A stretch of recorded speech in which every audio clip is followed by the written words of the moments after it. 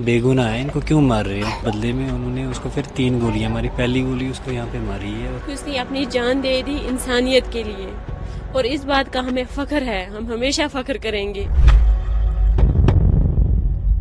पहलगाम में आतंकी हमले में एक ही शख्स जो कश्मीर से मारा गया, उनका नाम था आदिल। वो आदिल इसी घर में रहते थे और रोजाना की तरह वो घोड़े लेकर टूरिस्ट को बैसरन घाटी में लेकर जाते थे। लेकिन उस दिन आतंकियों से उन्होंने मुकाबला किया। यही वजह है कि आतंकियों ने उन्हें 3 गोलियां मारी। उनके परिवार से हमने बात की। परिवार का कहना है कि मेरा बेटा शहीद हुआ है। 22 अप्रैल को आदिल के साथ एक महिला टूरिस्ट और उनके पिता थे। जब हमला हुआ तो सब भाग रहे थे, लेकिन आदिल ने कहा, ये टूरिस्ट मेरी बहन जैसी है, मैं छोड़कर नहीं जाऊंगा। ये बताते हुए आदिल के भाई के चेहरे पर दुख से ज्यादा फक्र था। एक लेडी थी, उनके शायद फादर की डेथ हुई थी, कि उन्होंने बोला कि जो ये बंदा है, सारे लोग भाग रहे हैं लेकिन ये बंदा कर रहा है काम कि ये बंदा लोगों की हेल्प कर रहा है। मेरे पापा जो है नीचे गिरे थे, मैं उनके साथ ऊपर गिरी उनको बचाने के चक्कर में, लेकिन इस बंदे ने मुझे बचाया और पलट के जो है मतलब जो वार कर रहे थे तो उनको मतलब बोलने लगा, ये जो टूरिस्ट हैं बेगुनाह है, इनको क्यों मार रहे हो। उन्होंने क्या किया है कि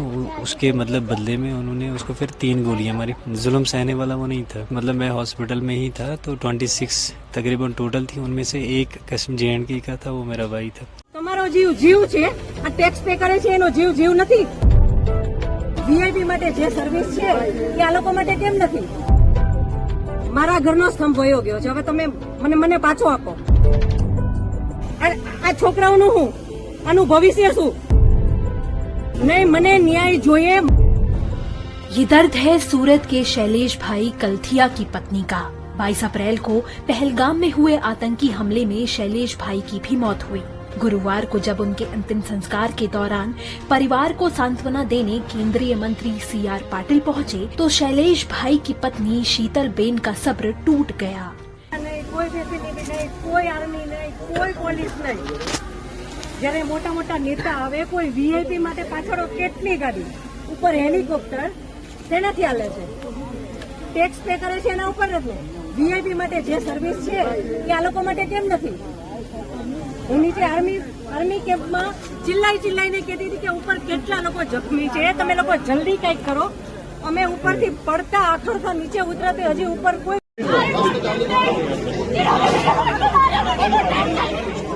वीडियो में CM नायब सैनी के सामने चीख रही युवती आतंकी हमले में शहीद हुए हरियाणा के लेफ्टिनेंट विनय की बहन सृष्टि है।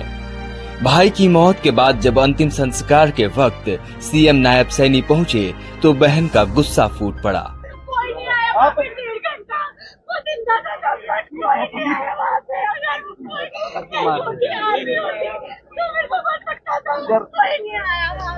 उधर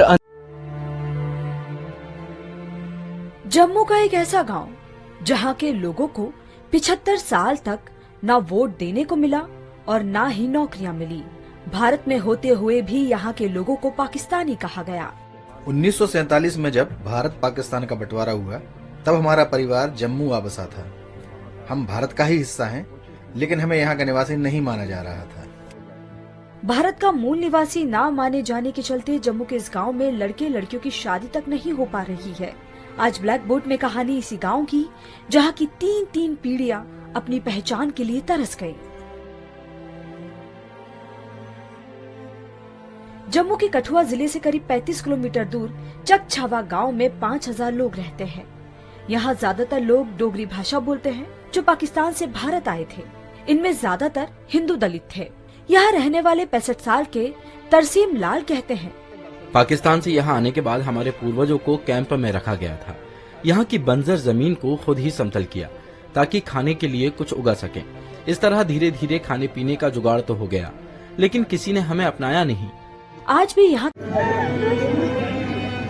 बदहवास और बेसुध है शन्या, पति शुभम के पार्थिव शरीर को निहारती रही।